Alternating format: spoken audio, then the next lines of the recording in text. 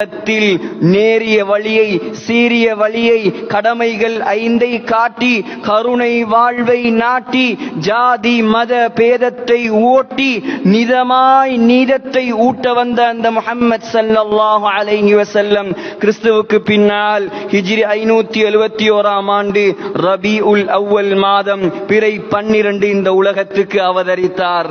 பிறக்கும் பொழுதே தந்தையை இழந்தார். பிறந்து 6வது வயதில் தாயை இழந்தார். 8வது வயதில் பாட்டனாரை இழந்தார். 23வது வயதில் அமீன் என்பதாக பெயர் பெற்றார். 25வது வயதில் செல்வச்சி மாட்டி ஹதீஜாவை மணந்தார். 36 வயதில் ஹிரா குகைக்கு அடிக்கடி சென்று வர ஆரம்பித்தார். 40வது வயதில் நபிமார்களுக்கெல்லாம் தலைவராக சர்தாரே ஆலம் நியமிக்கப்பட்டார். 52வது வயதில் இராவலி பயணம் எனும் மிஅராஜ் பயணம் சென்றார்.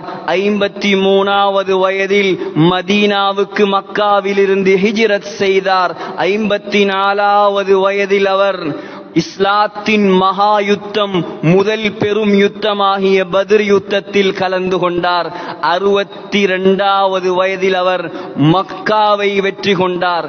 61இல் வெற்றி கொண்டவர் 62ஆம் வயதின் இறுதி பகுதியை அடைகிறார். அந்த வருஷம், அந்த காலம் ஹஜ்ரத் முஆத் இப்னு ஜபல் ரலியல்லாஹு அன்ஹு அவர்களை அழைத்து யமன் நாட்டுக்கு அவரை கவர்னராக அனுப்பினார். அனுப்பக்கூடிய நேரத்தில் சொன்னார், யா முஆதே இன்னக அஸா அல்லா தல்கானி பஅத ஆமி ஹாதா. முஆதே, நீ யமன் தேசத்துக்கு கவர்னராக செல்கிறாய். ஆனால் நீ என்னை சந்திக்க கூடிய கடைசி சந்திப்பு தான் இது. இதற்கு பின்னால் நீ என்னை சந்திக்க மாட்டாய். வலஅல்லக அன் தமுர்ர பிமஸ்ஜிதி ஹாதா வ கப்ரி.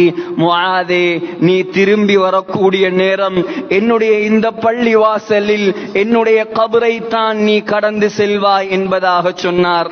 ஹஜ்ரத் முஆத் ரலியல்லாஹு அன்ஹு இதை கேட்டு தேம்பி தேம்பி அழுதவராக யமன் நாட்டுக்கு கவர்னராக சென்றார்.